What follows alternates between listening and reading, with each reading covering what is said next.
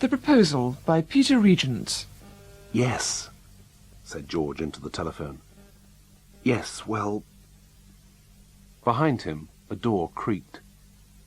He glanced round and saw Mrs. Smith, like a mountaineer at last reaching the South Col, emerging from the basement. No, he said into the telephone, conscious that Mrs. Smith, her head shaking slightly and her shoulders hunched, was trekking across the hall to the foot of the main staircase.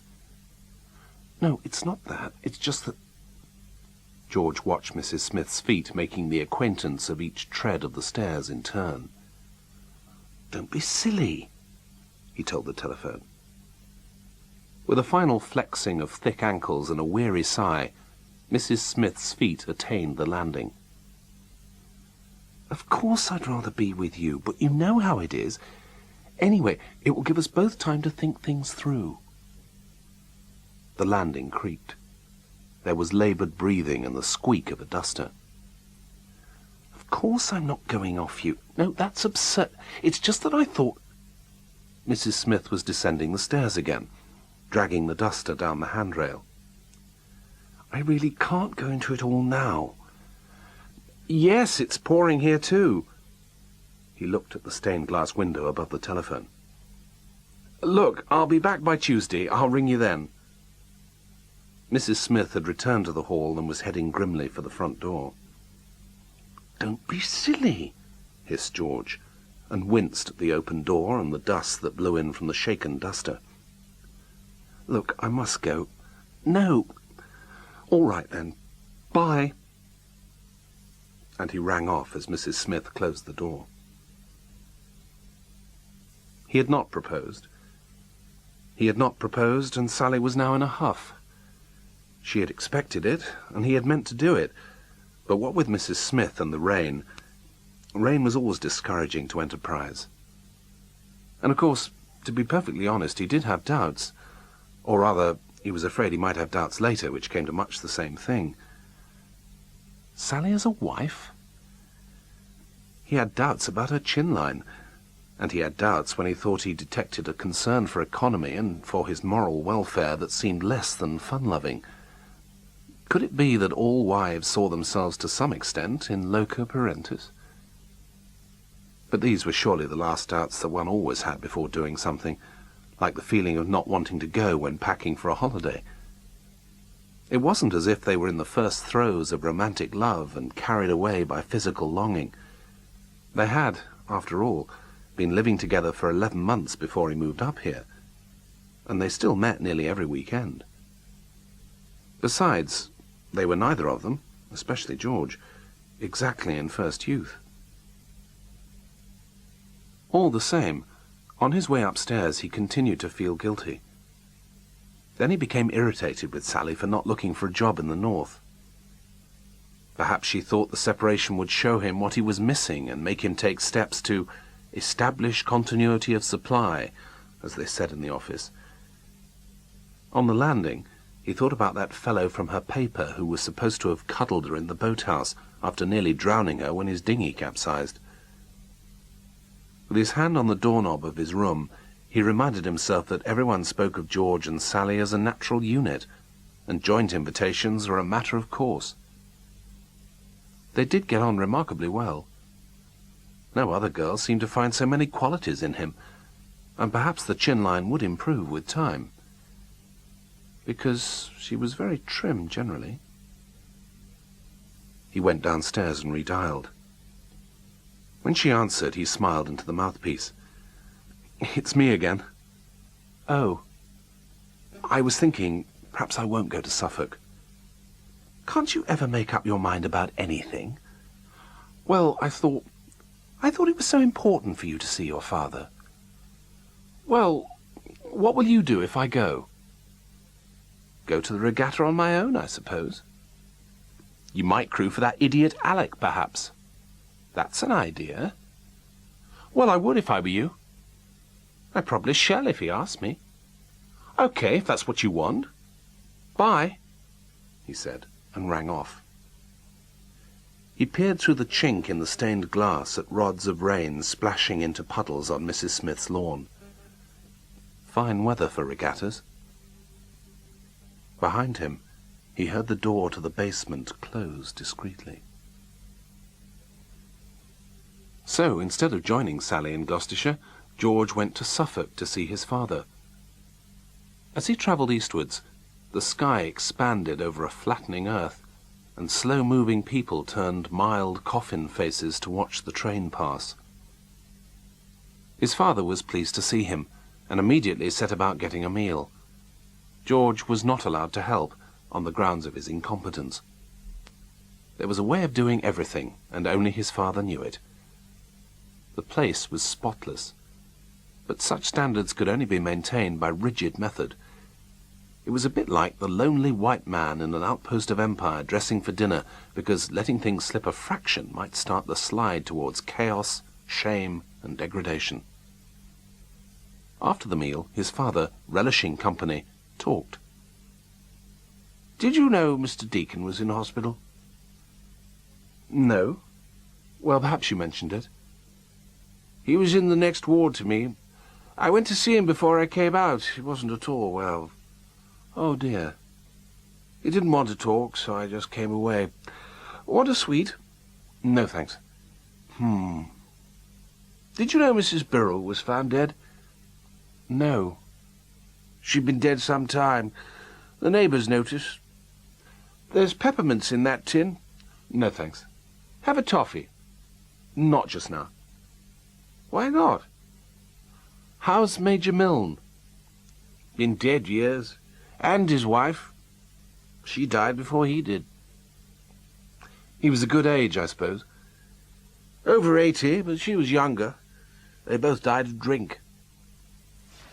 It was unkind to come on a visit and then just sit, so George suggested a walk uptown where he could buy tobacco. Waiting for his father in the pedestrian precinct outside the new supermarket, into which he had been forbidden to follow in case he should attempt to pay for something, George heard snatches of conversation. "He was taken ill on the Tuesday, and on the Thursday I sent for the doctor." The speaker paused and drew back her head like a hen as she took ample breath. George moved out of earshot, but the precinct was full of voices. "Of course the marriage had broken down." George imagined a desolate woman confronted with a marriage slumped at the curbside, beds flat, baths leaking, passion run dry. He paced the front of the supermarket. "It wasn't the kidneys that were at fault. Oh, no." The recipient of this information nodded wisely. The kidneys were perfectly blameless. Then he saw his father along the street, talking to a man whose moustache was vaguely familiar. Catching sight of George, he waved goodbye to the moustache and came across. "You know who that was? Mr. Poole. Bad job about his son." "What happened to him?" "Started a country food centre where Robertson's fish shop used to be. Went down to the freezer centre to pick up some stock and fell down dead with a side of bacon."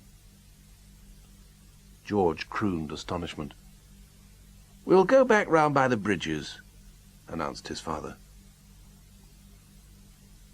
They went down through the old heart of the town, past the new health centre and the garden centre with its plaster urns, and the travel centre that had replaced the tumble-down house that was supposed to be haunted. The health centre had flint panels set into its concrete frame in polite acknowledgement of the local tradition, for this had been a town of flint. Its humbler walls had been knobbly with rounded stones, their mushroom-coloured skin intact, set in a lime mortar so soft that small fingers could prise it away.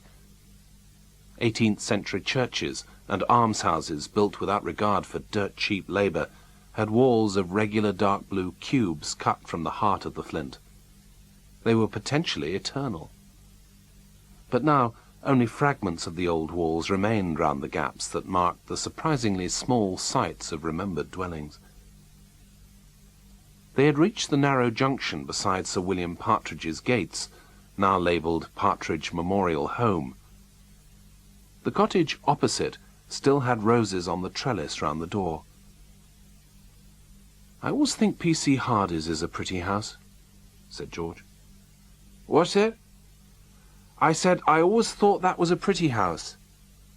His father pointed to the cottage. P.C. Hardy used to live there. I know. Dead, of course. Been dead years. Pretty place, though. On Sunday, they visited the graveyard where George's mother was buried and walked through the surrounding avenues of headstones. Here was the nouveau riche builder who went bankrupt. Here was Harry Lord, the rag-and-bone man whose cry had wandered over the town, approaching and receding like the call of a bird. Here was the man whose wife had found him with his throat cut, from ear to ear, of course, and the young woman who had been run over by a tank on the town bridge during the war. In a small enclosure stood the expensive but neglected stones of the now extinct partridges. Mr. Mole, whose bass had so impressed choir-boy George with its low-frequency vibration just behind his own squeaking head, lay beside old Tom. Tom, gnarled as his trees, lay beside the fat wife he used to lead out every Sunday, stiffly giving her his arm, banana fingers hanging red and embarrassed without an axe to hold. They were all here. People George had forgotten, but who, if their names had been mentioned, he would have imagined still cheerfully delivering milk or chopping up sides of beef or offering a nice bit of cod. Remember him? His father pointed to a stone near the gate. And George did indeed remember Mr. Stebbings, grinning with all his crooked teeth clamped round his pipe and leaning back in the wind as his wagon bounced and rumbled behind an enormous white stallion. Even though the beast struck sparks with every crashing hoof, it seemed hardly more powerful than Mr. Stebbings, in his thick cords and waistcoat. He was all shriveled up at the end. When it was time to go, his father insisted on seeing George to the station. Other people were already there, waiting on the patch where the bookstall used to stand. A familiar figure was concluding a narrative. When the doctor came into the room afterwards, he spoke to me. He said, "Your husband's body was full of poison, Mrs. Ballard. There was nothing we could do. It wasn't the kidneys that were at fault." "Well, there," intoned her audience. "It was a happy release, then. Did you know my niece Lorna went back in on Friday? It was a black doctor, but very clever, they say. He put her on to antibiotics, but he couldn't shift that polypus for her." The train came in. As soon as he reached Mrs. Smith's, George telephoned Sally, fumbling over the numbers in his haste. He became anxious as the ringing tone went on and on. "Hello?" Her voice, at last. "Hello, I'm back. You all right?" "Of course." Of course. All limbs sound and articulating smoothly, skin unbroken, no cankers in the bud. "How is your father?" "Oh, fine. He's amazing. Look, I've been thinking." "Yes?" Her voice was quite clear, not a trace of decay bubbling from below. "I think we should get married as soon as possible." Every day would be a day gained. "Well!" When she laughed, she bared part of her pink, healthy inside. He laughed too, and beamed at Mrs. Smith, who had emerged from the basement carrying dead leaves in a vase. "All right?" he asked the telephone. "Why the hurry?" George resolved to buy Mrs. Smith some flowers. Fresh flowers were splendid. Besides, gather ye rosebuds. "I just thought it was about time." "All right?" "I suppose so." Sally laughed again, evidently delighted. Whenever she laughed, her breasts shook very slightly like apples on a tree. "See you next weekend, then." "All right." Trevor Nichols was reading The Proposal by Peter Regent. The producer was Duncan Minshall.